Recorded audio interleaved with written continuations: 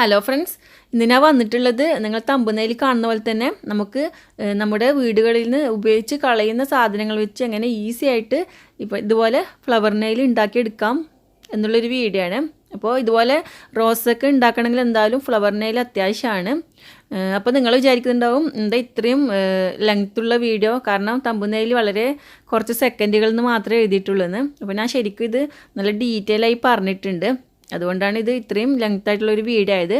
ശരിക്കും ഇതിന് സെക്കൻഡുകൾ മാത്രമേ ആവശ്യമുള്ളൂ ഉണ്ടാക്കാൻ വേണ്ടി. വളരെ ഈസിയാണ്. അപ്പോൾ നമുക്ക് വീഡിയോയിലേക്ക് പോകാം. എങ്ങനെ ഇത് ഉണ്ടാക്കുന്നത് കാണിച്ചു തരാം. അപ്പോൾ ഇതിനു വേണ്ടി ഞാൻ ഇവിടെ കുറച്ച് സാധനങ്ങൾ എടുത്തിട്ടുണ്ട്. അതായത് നമ്മൾ കുട്ടികൾ ചിപ്സൊക്കെ തിന്ന കാലി ടിന്നാണിത്. അതുപോലെ തന്നെ ബേക്കിംഗ് പൗഡർ, പിന്നെ ബേക്കിംഗ് സോഡ, അതുപോലെ ജ്യൂസൊക്കെ കുടിച്ച ബോട്ടിൽ, പിന്നെ ഞാൻ എടുത്തിട്ടുള്ളത് മെഡിസിൻ കഴിച്ച് ബാക്കി കാലി ബോട്ടിലാണ്. അപ്പോൾ ഇതിൻ്റെയൊക്കെ അടപ്പാണ് നമുക്ക് ആവശ്യം. നമുക്ക് ഇതിൻ്റെയൊക്കെ അടപ്പൊന്ന് ഊരിയെടുക്കാം.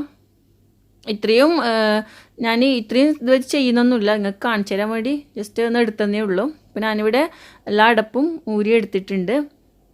അപ്പോൾ നിങ്ങൾക്ക് ചെറുത് മേടിയെങ്കിൽ ചെറുത് മാത്രം എടുത്താൽ മതി. അപ്പോൾ ഞാൻ പറഞ്ഞ പോലെ ഞാൻ ജസ്റ്റ് കാണിച്ചു തരാൻ വേണ്ടിക്ക് ഇത് ഇത്രയും എടുത്തതേ ഉള്ളൂ. നമുക്ക് ആദ്യം ചില അടപ്പുകളിൽ ഇതുപോലെ ഒരു ചെറിയ പീസ് കാർഡ്ബോർഡിൻ്റെ പീസ് ഉണ്ടാവും. അപ്പോൾ അത് നമുക്കൊന്ന് എടുത്ത് മാറ്റാം. ഒരു കത്തി വെച്ച് ജസ്റ്റ് ഒന്ന് എടുത്ത് മാറ്റാം. ഇനി ചെയ്യേണ്ടത്, ഇതുപോലെ ജ്യൂസിൻ്റെ അടപ്പിലൊക്കെ കുറച്ച് ജ്യൂസിൻ്റെ ഇതൊക്കെ ഉണ്ടാവും. അപ്പോൾ നമുക്കതൊക്കെ ഒരു ടിഷ്യൂ വെച്ച് ഒന്ന് നന്നായിട്ട് തുടച്ചെടുക്കാം. അതുപോലെ പൊടിയൊക്കെ ഉണ്ടെങ്കിൽ ജസ്റ്റ് ഒന്ന് തുടച്ചെടുത്ത് വെക്കാം. അപ്പോൾ ഇതിവിടെ ഞാൻ ഷോപ്പിൽ നിന്ന് വാങ്ങിച്ച ഫ്ലവർ നെയിലാണ്. അപ്പോൾ ഒന്ന് സ്റ്റീൽ വലുതാണ്, അതുപോലെ മറ്റേത് സാധാരണ പ്ലാസ്റ്റിക് ചെറുതാണ്.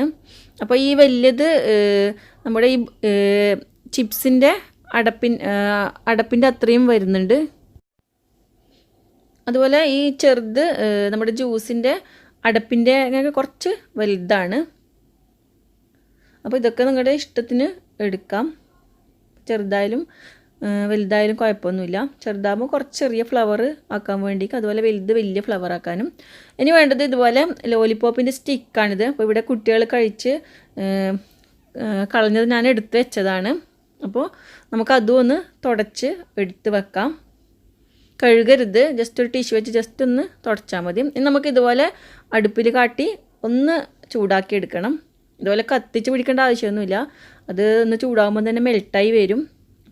അപ്പോൾ തന്നെ ഇതുപോലെ മൂടീൻ്റെ അകത്ത് ഇതുപോലെ വെച്ച് കൊടുത്താൽ മതി.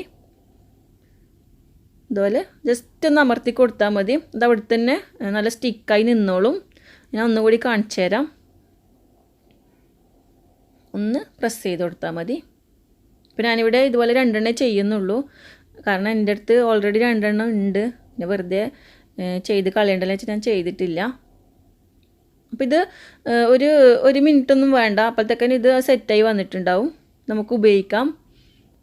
അപ്പോൾ ഇവിടെ നമ്മുടെ ഫ്ലവർ നെയിൽ റെഡി ആയിട്ടുണ്ട്. ഇത് ശരിക്കും ഒറിജിനലിൻ്റെ അത്രയും സ്ട്രോങ്ങിൽ തന്നെ ഉണ്ടാവും, ഒരു മാറ്റമില്ല. ഇനി നമുക്കിതിലൊരു ഫ്ലവർ ചെയ്ത് നോക്കാം. ഫ്ലവറൊക്കെ ചെയ്യുന്ന ഒരുപാട് വീഡിയോ ഞാൻ ചെയ്തിട്ടുണ്ട്. 1-2 വീഡിയോയുടെ ലിങ്ക് ഞാനിവിടെ ഡിസ്ക്രിപ്ഷൻ ബോക്സിൽ ഇട്ട് കൊടുക്കാം. സാധാരണ നമുക്ക് ഒറിജിനൽ വെച്ച് ചെയ്യുന്ന പോലെ തന്നെ ഇതിൽ ചെയ്തെടുക്കാൻ പറ്റും.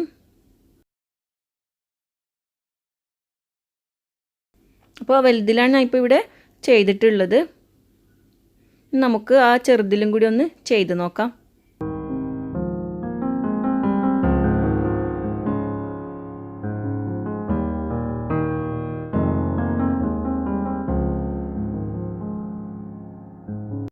അപ്പോൾ നമ്മുടെ ഈ ഫ്ലവറും ഇവിടെ റെഡി ആയിട്ടുണ്ട്.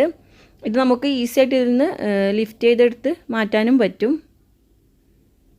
ഇതുപോലെ നമ്മുടെ കേക്കിൻ്റെ മേലെ എടുത്ത് വെക്കാം. അപ്പോൾ ഇത് ചെയ്യുന്ന സമയത്ത് മേലെ നല്ല ഫ്ലാറ്റായിട്ടുള്ളത് എടുക്കുകയാണെങ്കിൽ ഒന്നും കൂടി നല്ലതായിരിക്കും, കാരണം കഴുകിയെടുക്കാൻ എളുപ്പമായിരിക്കും.